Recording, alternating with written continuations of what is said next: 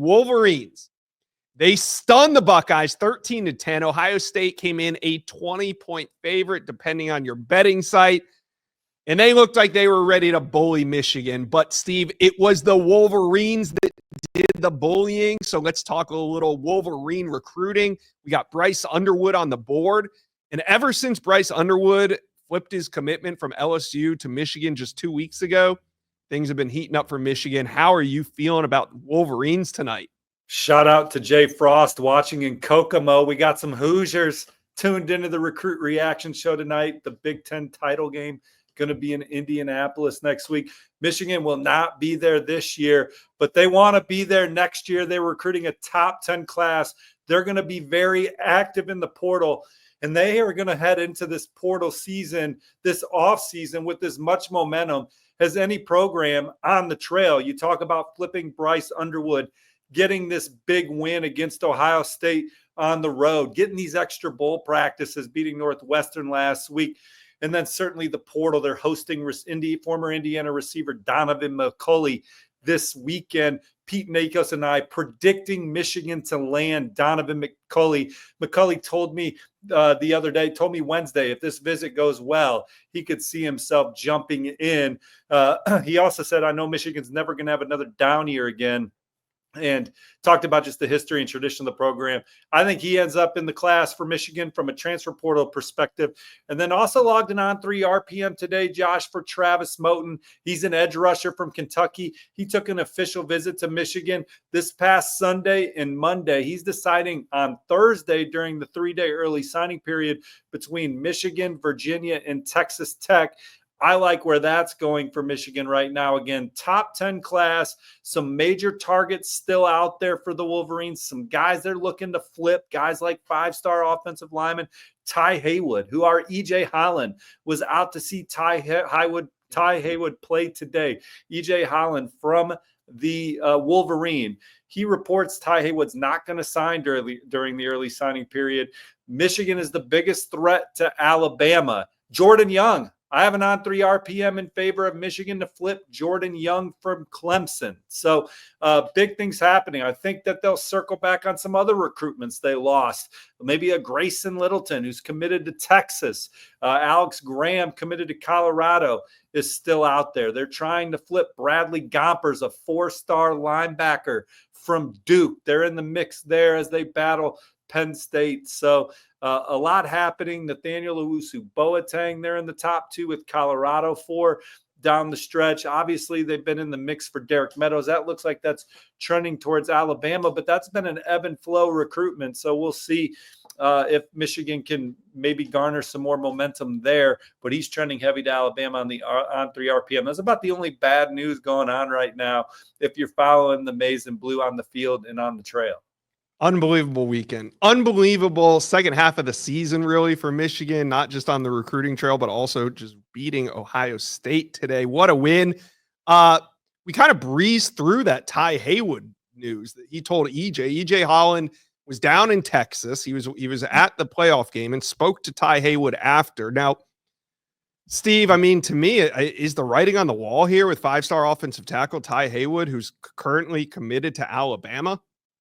Well, I think it's obvious that Michigan's in the thick of it. If he's not signing with Alabama during the early signing period, it's because he wants to see what's still out there and where his recruiting process can take him. I am of the understanding that Texas Tech took a nice swing at Ty Haywood. He was not interested.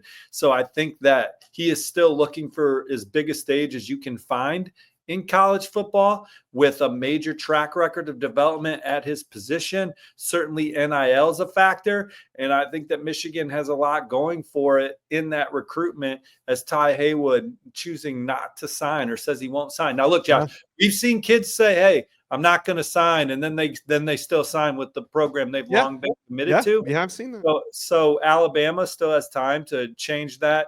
But today he told E.J. Holland he's not signing. The buzz around Michigan making a push for Ty Haywood has been coming along for a while, and he continues to entertain the Wolverines, and we've heard other schools take a shot, and it has been to no avail. But Michigan's still in the mix. Yeah, and winning matters. I mean, we're watching what happens when you win. Michigan didn't only win on the field, they've been winning recruitments. Now, Jordan Young committed right here on the On3 Recruits channel earlier this month. I think it was November 2nd. Mm-hmm. Jordan Young, it was a very emotional scene. If you guys were here, you guys remember it if you were watching. I mean, Jordan Young broke down before choosing Clemson. I know it was a tough decision because he visited Michigan the week before that decision. What do you think happened with Jordan Young? Well, I just think that, again, it was such a close decision for him. He was also really high on NC State at times, but Michigan, a program that he took his last official visit to, I want to say, and just had a fantastic experience there. Loves the program. The opportunity to be part of a legendary program, he said in the past, contribute to the legacy, the coaches, the team, the culture, the resources are amazing. He talked about Michigan athletically and academically, and Michigan circled back. They haven't given up on these recruitments. They're not going to win all these kids that they lost round one on, but Sharon Moore, he is going to be a head coach that is very active on the recruiting trail. It's going to resonate on down, but he's going to have a personal relationship with these guys, with these top targets. And you see how hard the team's playing for him. Look, this has been a tough season. If they could go back and do it again, they would have went into the portal for a quarterback, and they're not 6-6. Right. But they've or 7-5, excuse me. But they've played through it. They've played hard every week. They've had some tough losses. They picked themselves up off the mat every week. Nothing has changed with Michigan's culture. Their quarterback room, they're going to look to get that right. They have Bryce Underwood, the number one player in the country, committed. I still wouldn't be surprised if they went into the portal for a one-year veteran guy next year. And then no more quarterback issues for the Wolverines as long as they can stay healthy in that room. But they're playing hard. They're playing ferocious. Sharon Moore is a player's coach, has a good staff around them. For them to go into Ohio State and win for a fourth time in a row against the Buckeyes. And you talk about, look, man, Ryan Day, Ohio State, you don't like losing to Michigan. It's your rival, man. I get it. Jim Harbaugh, I think, lost the first 5 or 6 to Ohio State. Those were all championship contending teams for Michigan that they lost to. The last 3 years, I believe Michigan was something like 38-3 and only one loss in the Big Ten the last 3 years. So Ohio State losing to Michigan in those 3 years prior, like, it sucks. But I mean, Michigan was really, really good. This was a huge upset this year. Michigan going into the shoe, 13-10, winning around at the line of scrimmage, not leaving opportunities out there on the field when they were there, doing enough to win. This is as tough a loss as I've seen for Ohio State, and obviously the John Cooper era. But I was pretty young then, so this is the toughest Ohio State loss of my adult life. All right. Michigan sitting there at number 8 in the recruiting rankings. Guys, Michigan fans, talk to Steve and I.